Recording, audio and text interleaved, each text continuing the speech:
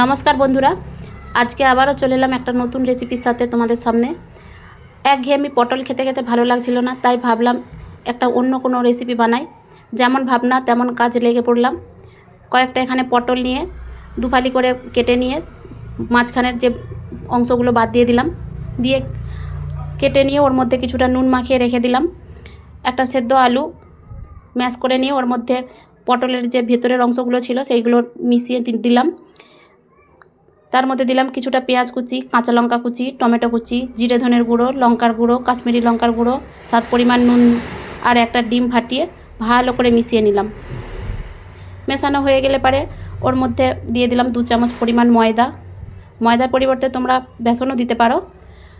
এখন ওই পুরটা পটলের মাঝখানে ভরে নিয়ে তেলের মধ্যে উল্টে পাল্টে লাল লাল করে ভাজা করে নিচ্ছি।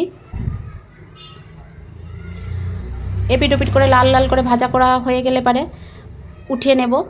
আর হ্যাঁ, গ্যাসের ফ্লেমটা অবশ্যই লোয়ে রাখতে হবে, কারণ পটলটাও তো সেদ্ধ হওয়া চাই। সেই জন্য গ্যাসের ফ্লেমটা লো রেখে উল্টে পাল্টে ভাজা করে নিয়ে আবারও কড়াইতে কিছুটা তেলের মধ্যে সামান্য চিনি আর গোটা গরম মশলা দিয়ে বেশ কিছুটা টমেটো দিয়ে দিলাম।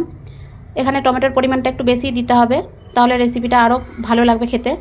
টমেটোটা হালকা নরম হয়ে গেলে ওর মধ্যে লঙ্কা গুঁড়ো, জিরে ধনের গুঁড়ো, কাশ্মীরি লঙ্কার গুঁড়ো, স্বাদ পরিমাণ নুন আর একসঙ্গে আদা রসুন পেঁয়াজ বেটে রেখেছিলাম সেটা দিয়ে অল্প অল্প জল দিয়ে ভালো করে মশলাটা কষিয়ে নিচ্ছি।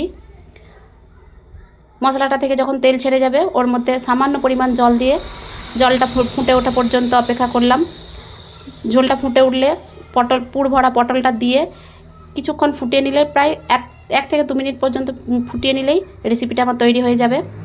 এখন গরম গরম ভাতের সাথে সার্ভ করে খাওয়ার অপেক্ষায়। তো রেসিপিটা দারুণ লেগেছিল।